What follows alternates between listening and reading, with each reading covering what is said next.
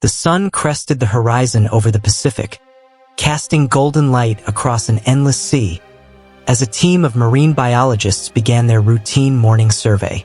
But this day would be anything but routine. A haunting cry rose from the deep, long, wavering, unmistakably desperate. Through the soft shimmer of early light, they spotted it. A baby blue whale, alone, calling. No mother in sight, no familiar shadow to follow, just endless ocean. As time passed with no sign of help, tension settled over the crew.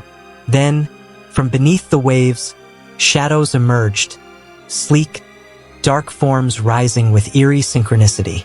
Killer whales, surrounding, preparing to strike. The sea exploded in motion, but what broke the surface was not what anyone expected.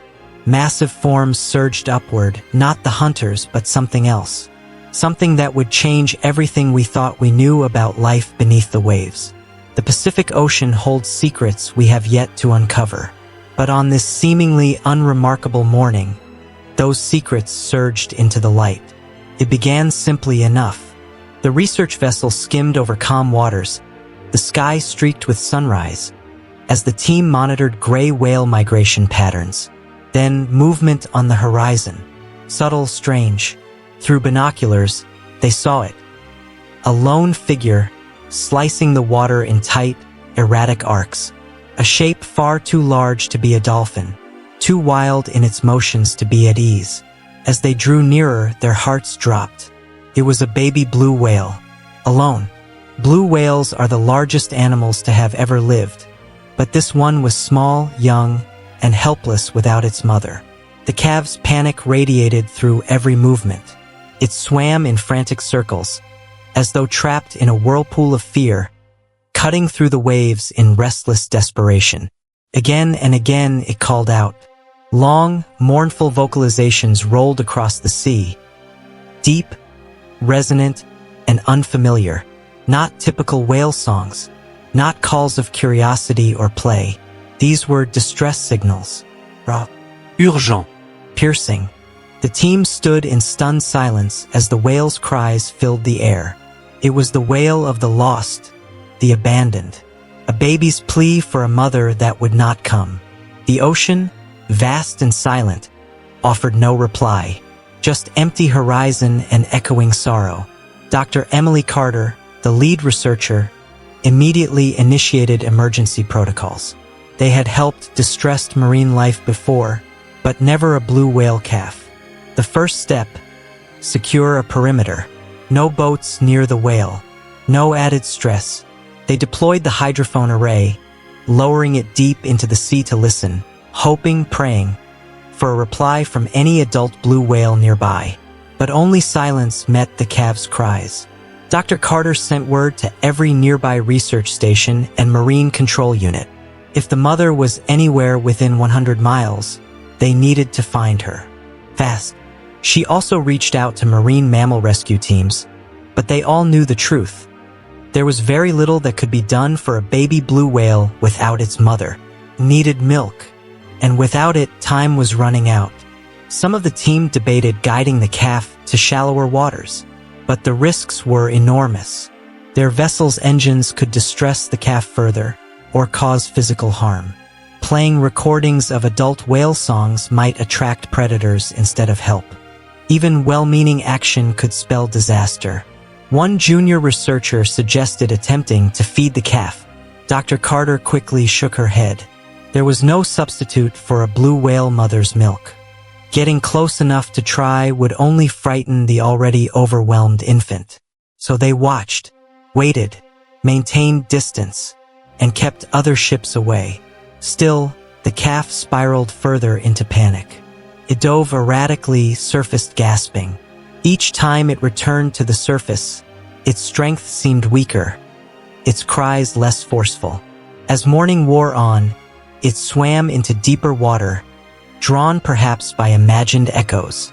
The team followed, their instruments confirming what they feared. There were no other whales nearby. Dr. Carter ordered a parallel course, but the baby's erratic path was leading them far from usual migration routes. farther from any hope of finding the pod. Across the ocean, patrol ships and research teams expanded their search in wide arcs. But still, no signs. The calf was tiring, no longer diving deep, surfacing less frequently. This movement slow, uncertain. The strength it needed to survive was fading. The scientists trained to observe, record, and protect could only watch. Frustrated, helpless. And then the ocean changed. It began with a ripple, then a fin. Sleek, black, purposeful. Killer whales. Tension snapped through the air as the crew rushed to their stations. Everyone aboard understood the implications instantly. More fins appeared. Upot. Closing in. The orcas moved like blades, cutting silently through the water. Sleek shadows with a deadly purpose.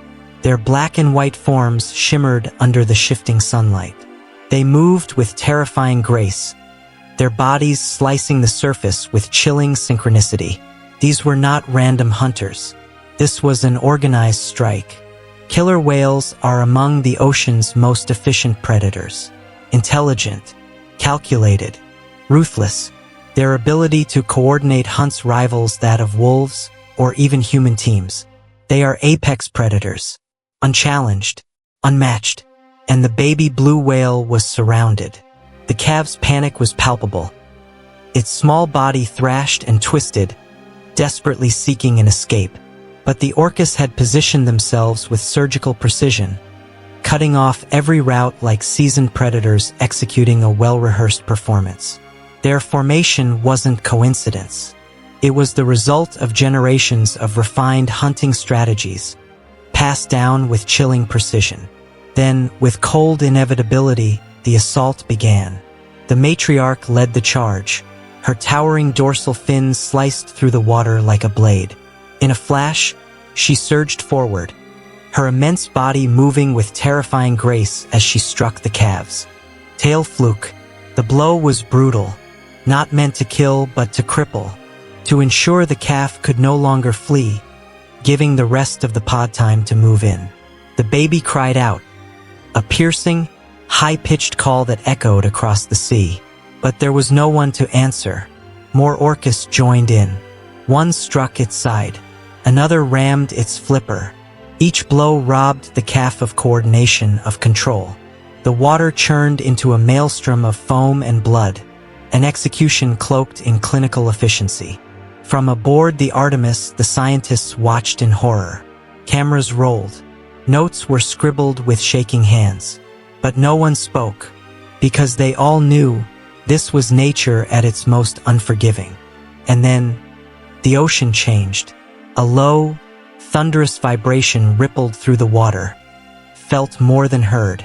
The sea itself seemed to shift, darkening beneath the surface. Something enormous was rising. Then, with explosive force, massive bodies burst from the depths, sending walls of water into the air. Towering, shadowy forms breached the surface, bigger than the orcas. Much bigger. Humpback whales. Majestic and mighty. Their immense bodies moved with otherworldly grace, slicing through the water with 5-meter-long pectoral fins and tails like battering rams. But it wasn't their size that froze the orcas. It was their intent. They weren't here by chance. They had come with purpose. Humpbacks are known for their haunting songs and gentle migrations. But here, in this moment, they revealed something far more profound. The will to protect a life that wasn't their own. The orcas hesitated. Their formation, so precise, fractured, because they knew what humpbacks could do. And then the humpbacks attacked. One surged forward, its massive tail fluke rising high before crashing down with devastating force. The impact sent shockwaves through the ocean, scattering the nearest orcas. Pectoral fins swung with terrifying strength, each weighing half a ton. A single strike could cripple or kill. The battle became chaos. The once flawless coordination of the orcas unraveled under the humpback's relentless assault. Confidence gave way to confusion. Dominance turned to doubt. Then, retreat. Two of the largest humpbacks drove forward, chasing the orcas back into the deep. One by one, the predators vanished into the vast, blue abyss, leaving only silence in their wake. The baby was alive, but the rescue didn't end there. One female humpback stayed behind, circling the calf. She swam beside it, nudging gently, guiding it through the water. Her movements were deliberate, protective, maternal. For hours, she remained at the calf's side, keeping it safe. Though not her own, though not even of her kind, she cared for it as if it were. And then, as the sun dipped toward the horizon, hope appeared. A distant line of shadows broke the golden sea blue whales. The female humpback immediately shifted course, escorting the calf toward them. The scientists held their breath. Would the blue whales accept the orphan? One of the blue whales, a female, separated from the group and approached. She circled the calf slowly, studying it.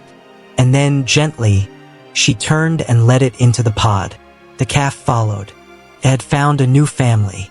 Only when the group had disappeared into the distance did the humpback turn away.